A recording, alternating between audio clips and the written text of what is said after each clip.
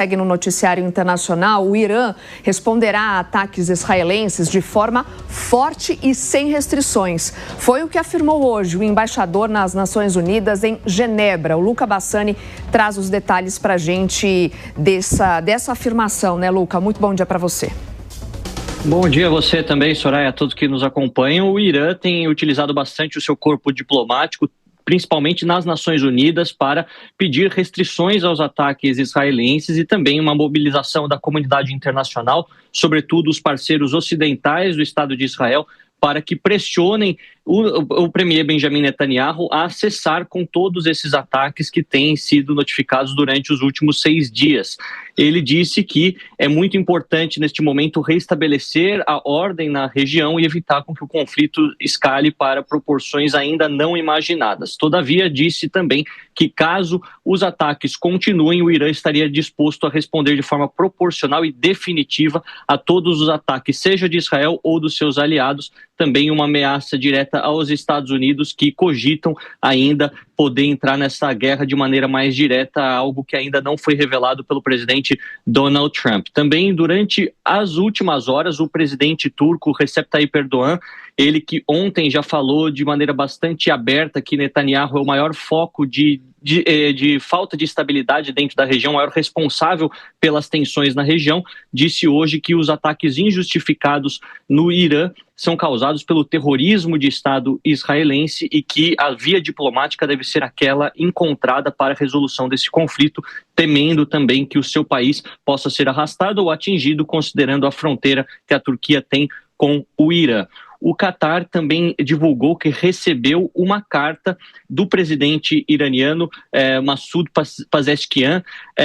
mas o conteúdo ainda não foi revelado. A gente sabe que o Catar é um dos poucos países, talvez o único, dentro do mundo árabe sunita, que conversa tanto com o lado israelense quanto com o lado iraniano e poderia também ser o mediador. Os catares que também têm, de forma frequente, se encontrado com os norte-americanos para tentar mediar uma saída diplomática para esse conflito e também evitar com que haja o colapso das rotas comerciais ou a interferência nas rotas comerciais e também no seu próprio campo de produção de gás natural na região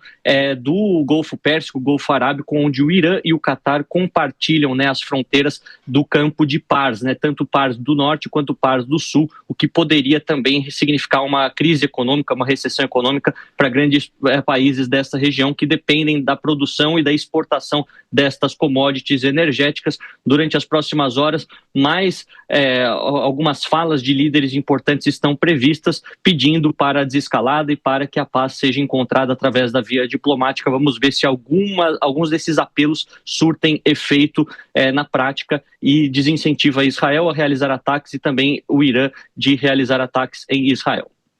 Obrigada, Luca Bassani, pelas suas informações e atualizações. Deixa eu acionar o professor Marcos Vinícius de Freitas para a gente entender o que vem a seguir, né, professor? Essa declaração do líder supremo, então, dizendo aí que não se renderá, o Irã não se renderá, vem justamente após as falas de Donald Trump, feitas ontem, inclusive, em publicações, em redes sociais, inclusive que Donald Trump mostra uma certa mudança de postura quando ele fala que agora teremos controle total dos céus do Irã, como se os Estados Unidos já estivessem dentro do conflito, né? O que explica essa mudança de posicionamento de Donald Trump e o que a gente pode esperar depois dessa declaração do líder supremo do Irã? É interessante, né, Soraya, porque de alguma forma Trump tenta aí também, ao notar que Israel tem uma vantagem nesta guerra, Trump também tenta lucrar, né, e lacrar um pouco em cima disso, no sentido de querer aí dizer que os equipamentos norte-americanos fabricados nos Estados Unidos são os grandes responsáveis pela ação que está tendo no Irã. Agora, ele corre um risco, e aqui é o grande problema nessa situação toda, e foi, eu não sei se você lembra, lá na guerra do Iraque, quando o George W. Bush falou que aquilo ali era uma repetição de uma cruzada. Então, a gente só espera que o Donald Trump não utilize este termo, porque isso traz à recordação muitas coisas históricas que o Oriente Médio tem e os países muçulmanos têm com relação àquilo que foi feito na ocasião. Então, o que nós temos aí é justamente este problema que o Irã, com certeza, deverá explorar com os países da região, no sentido de ser aí um ataque de Israel a um inimigo histórico e também dos Estados Unidos, que até os iranianos chamavam no passado de o grande Satã. Então, o que o Irã deve estar fazendo neste processo todo é tentar fazer com que haja este reavivamento e que consiga aí, primeiro, impedir que as bases americanas sejam utilizadas para lançamentos de ataques contra o Irã e, com isso, evitar que o próprio Irã tenha aí de atacar estas bases, porque até seria muito mais fácil, em razão da proximidade, seria mais fácil atacar essas bases do que atacar efetivamente Israel. Então é uma situação complexa que a gente acha que só tende a piorar se os Estados Unidos vierem a se envolver mais diretamente nesse processo. Então, esta tentativa de Trump de utilizar esse tipo de argumento é complicada.